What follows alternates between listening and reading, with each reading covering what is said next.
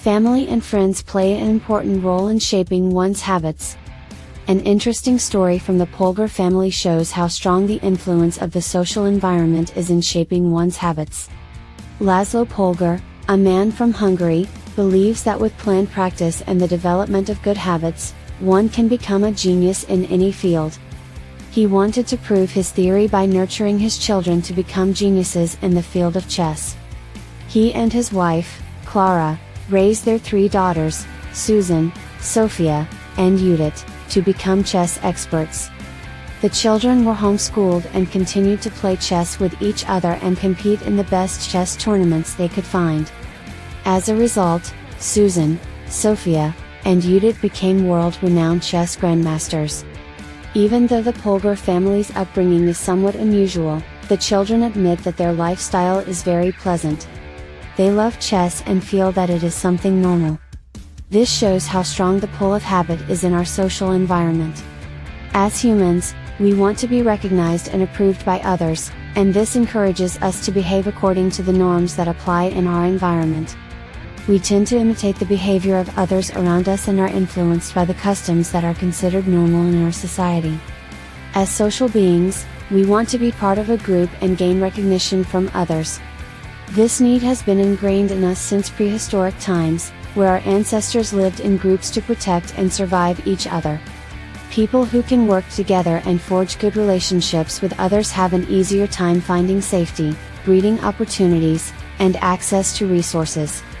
We need to realize how important the influence of the social environment is in shaping our habits. Therefore, we should look for friends and family who have positive habits and can motivate us to develop for the better. Our first habit is not our choice, but we imitate it. We follow scripts given to us by our families, friends, churches, schools, communities, and society. Each of these groups brings with them its own set of expectations and standards, such as when to get married, how many children to have, holidays to celebrate, and how much money to spend on children's birthday parties. These social norms become the rules that guide our behavior every day. Often we follow our cultural conventions without thinking, without questioning, and sometimes without remembering. We imitate the habits of 3 groups primarily: the near, the many, and the powerful. Each group offers an opportunity to take advantage of the second law of behavior change and make our habits more interesting. We imitate those who are close because proximity has a strong effect on our behavior. This applies not only to the physical environment, as discussed in Chapter 6, but also to the social environment. We pick up habits from those around us. We copy the way our parents handled fights, the way our peers courted each other, the way our coworkers got results. When your friends smoke weed, you try it too.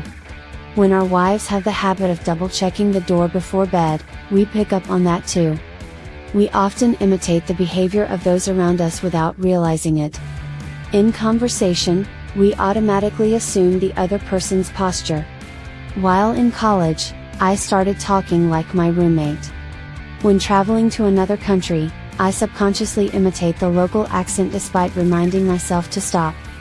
In general, the closer we are to someone, the more likely we are to imitate some of their habits. The study that followed 12,000 people for 32 years found that a person's chance of becoming obese increases 57% if he or she has friends who are. Habits can be an interesting thing to get into if you adopt the right strategy. One strategy is to join a culture where the desired behavior becomes normal behavior and you already have something in common with the group. This will make the change more interesting because it feels like something someone like you is doing. Living with a group can maintain motivation to maintain a habit. This turns a private search into a shared search. When you join a book reading group, band group, or bike group, your identity becomes linked to those around you. Growth and change are no longer individual entrepreneurs. We are readers. We are musicians.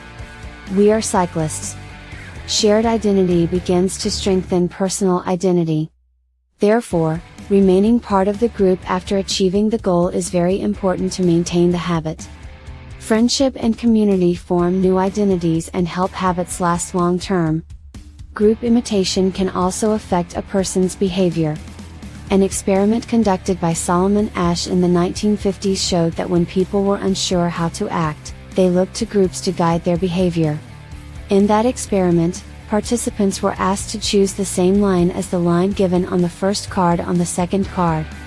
At first, everyone chose the correct line, but when the actual group of actors gave the wrong answer, the participant also tended to follow the group even though he knew the answer was wrong. The more people in the group, the more likely someone is to join the group even if he knows the answer is wrong. However, joining too many groups can have a detrimental effect on a person's behavior. Therefore, it is important to remain critical and consider your own actions and not just blindly follow the crowd. We humans have a tendency to adopt customs that are valued and approved by our culture because we have a strong desire to feel we belong and belong to a group. There are 3 social groups in which we imitate habits: close groups such as family and friends, large groups such as society, and powerful groups such as people who have status and prestige. We also tend to imitate the behavior of those we admire. We want to be successful like them, so we imitate their habits. People with status and prestige prefer getting approval, appreciation, and praise from others. This means that if a behavior can earn us approval, appreciation, and praise, then we will find it attractive. Conversely, we are also driven to avoid behavior that would lower our status. We also tend to conform to group norms and ignore personal wants and needs. We often choose to be with a group rather than being right alone. However, if we want to change our habits, we need to dare to go against the grain of our culture and groups. This requires extra effort, and we need to find a group that supports our new habit to make it easier to adopt.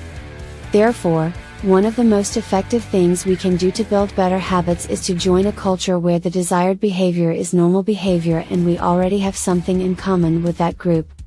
So even though we all have different personal wants and needs, we need to find a group that supports and motivates us to pursue the habits we want.